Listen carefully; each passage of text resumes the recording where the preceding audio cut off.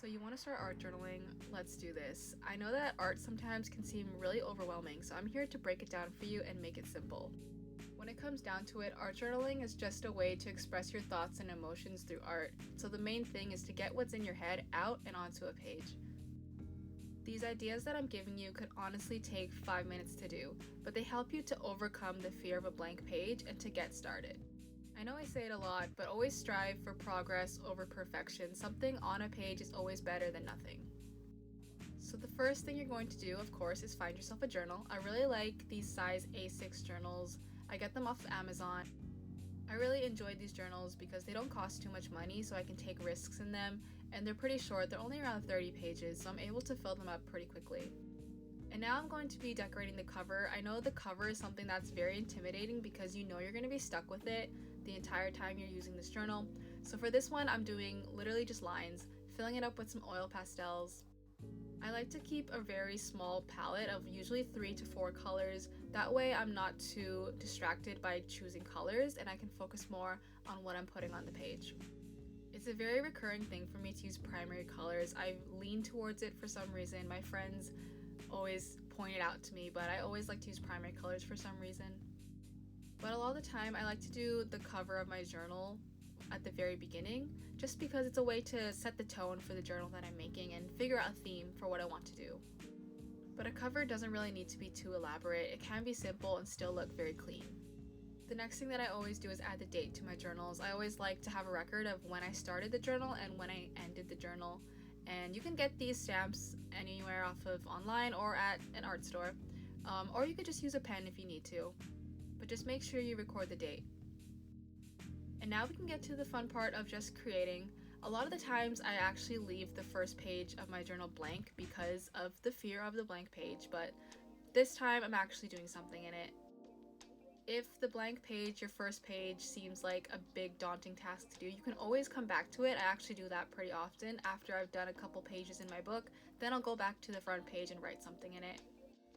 Usually the most that I do is add a quick message to it. I don't do anything too crazy. For this one, I'm actually doing a lot more than I usually do in my journals, but I wanted to emphasize that your first page doesn't have to be anything too crazy. It's just kind of a way to set the tone for the journal that you're gonna do. You can see here that I actually made a mistake. I put my O sideways by accident, but I just went with it. So whatever you do in your journals, just always remember that you can always fix mistakes or you can always just go with it. So with that, we just continue filling up the page. I'm using some Prismacolor pencil crayons just to add more colors to it. I find that with my art lately, like I'm a colorful abstract artist, I want to fill up a page with as many colors as I can. So that's what I'm doing here. Like I was saying, I know that the first page can be intimidating to do because it's the first page that everyone's gonna see when they open your book, but just be creative with it, keep it simple. Sometimes I do a dedication to it or I'll write down the goal for the book and it just sets a very nice theme for the book going forward. So now that we've done a cover and we've done the first page, both of those honestly can take less than 5 minutes to do. Now we can make some pages. I've left some really easy ideas here, and honestly the main goal of it is not to think too much about it because I think what you want to focus more on is the writing or the emotions that you're trying to convey in these pages. Like for this page, I'm literally just drawing circles. I'm putting colors with it, mixing them up, and I'm just drawing a square. And then in that square I can do some writing. A lot of art journaling is just creating a space to pour out your thoughts onto a page. And it seems like it needs a lot of planning to do so, but you really don't. You honestly just need to have some art and then decide where you want to put your writing. And I also do believe that art journaling is a lot about trusting your intuition, so let your imagination flow and just create spontaneously. I feel like a lot of the times where I make pages that I really enjoy and like and are authentic is when I don't plan too much with it. I let myself make mistakes and I work with what's inside of me. I think if there's just one thing you take away from this video is that art journaling is your safe space to express yourself and there are no rules to it. You know, you could take anything I say and throw it out the window. I don't care. It's your journal.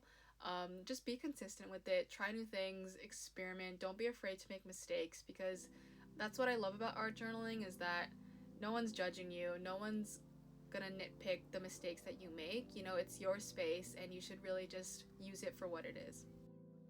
There's always pages like this one, for example, where I don't really know what I'm doing and it's not my best work, but it's still something I'm proud to do because I showed up, I was consistent with my art, I tried something new, and I'm keeping my creativity flowing. And that's honestly really all you need to do with art journaling, is just show up and trust what your soul is wanting to put out into the world. And like, I don't want to get too deep into it, but art journaling is a way of reflecting how you're feeling at the moment in your life, how you're doing. Like, we all have a story, and with art journaling, it's a great way to really express that in kind of a visual format for people to see. And I know I talk a lot about sharing journals, but you don't need to share your journal with anyone if you don't want to. I also keep a lot of my pages private because they're my journals. So, you know, it's your journal. Whether you choose to share it or not is completely up to you.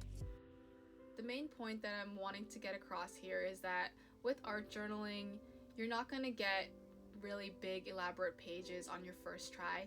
I used to always slow down with my art journaling because I wanted every single page to look super like Tumblr aesthetic, and that really slowed me down because I was so scared of making bad pages. But in reality, consistency will really help you learn what you want to do in your art journaling, help you learn your style. And it's completely up to you how much time you want to put into it. These ideas could take 5 minutes, or you could take an hour doing a page. It really is up to you how much time you want to commit to it. But in the end, no matter how much effort or how much commitment you put into a page, it's still yours, it's still your story. I mean, some pages I'll literally just make some lines and I'll call it a day. But for me, those are pages. It's part of my book and I'm very proud to have made them. And as you work in your art journal and you keep on practicing and enjoying the process, you'll start to see things pop up and speak to you, whether it's pieces of art that you see on my own channels or art through other people. You'll start to see things that really like pop out to you, and that's just how you continue art journaling. It'll become easier to find ideas. It'll become easier to learn styles that you want to do because they'll speak to you. So I hope these pages inspire you to start art journaling. I hope it's encouraging to remind you that you don't need to put an extreme amount of effort into art. All you need to do is just show up and try your best. Art journaling has honestly been there for me when no one else has. It's brought me so much joy, so I really hope it can also bring you that joy. So go out, create some beautiful pages, and I'll see you in the next video. Thanks for watching.